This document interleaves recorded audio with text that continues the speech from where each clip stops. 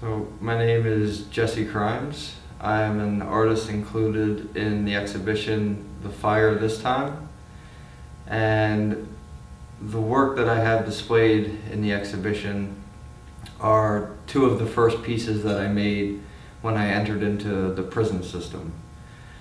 So I should probably start by saying that I was arrested for a non-violent drug offense, and when I wasn't willing to cooperate, they sent me to, they transferred me from the prison that I was being housed in to a different prison that was a 23 and 1 hour lockdown prison. So I was in prison for that first year pre-sentence in this solitary kind of confinement unit where I didn't have access to any outside recreation or sunlight and or fresh air or anything like that.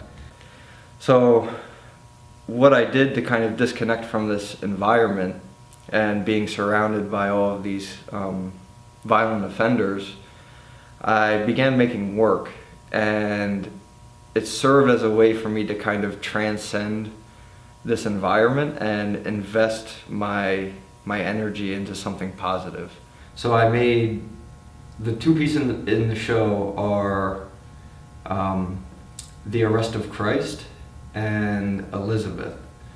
And both pieces are drawings that I repurposed out of an art historical text that someone lent me.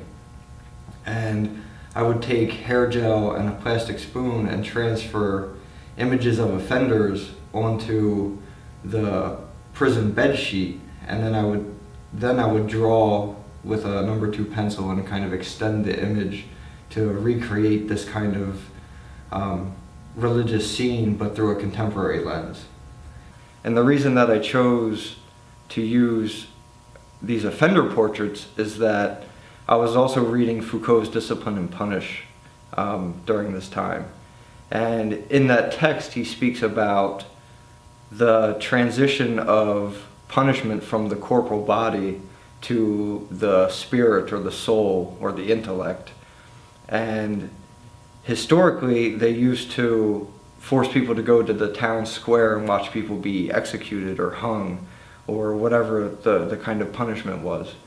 And I realized that what we do in contemporary society is our form of this kind of public shaming or this public execution is through the media. So these little portrait heads in the newspaper, these little decapitated heads, serve as this kind of ink scaffold. And the reason that was interesting for me is because these events are kind of singular events in someone's life, and they end up being these kind of simplified narratives that then follow someone for the rest of their life. And no one's ever just good or bad. Things are much more complex than that. So I wanted to elevate and kind of disrupt these binary systems and understandings of good and bad, right and wrong, that form these kind of simple narratives. And the way that I chose to do that was to transfer the heads of these offenders onto the religious icons, basically elevating the level of the criminal to the status of the religious icon and lowering the icon to the status of the criminal. And the reason that that's important is because it helps to kind of complicate this idea that we have of a criminal or someone who's viewed as good and religious in kind of this idealized version. And all of that to me is artificial. These binary systems are just simple classifications at these two polar ends that just are not accurate. People are more complex than that. And also the fact that the prison sheets themselves are made in the prison.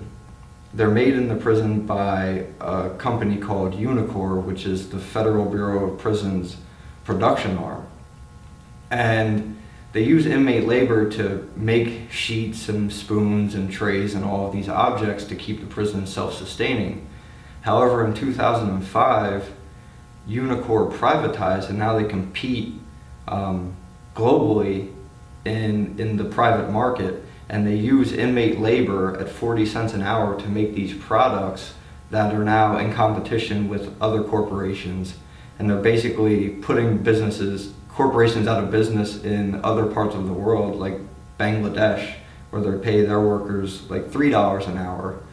So there's this whole sense of economy and identity and classification that is really important was really important for me to kind of understand my own work, and making these works was a way for me to was a self-reflexive kind of way for me to work through some of the things that I had dealt with to figure out my own identity. But in the process, the work also serves as this kind of medium that will facilitate a conversation and maybe help to bring light or complicate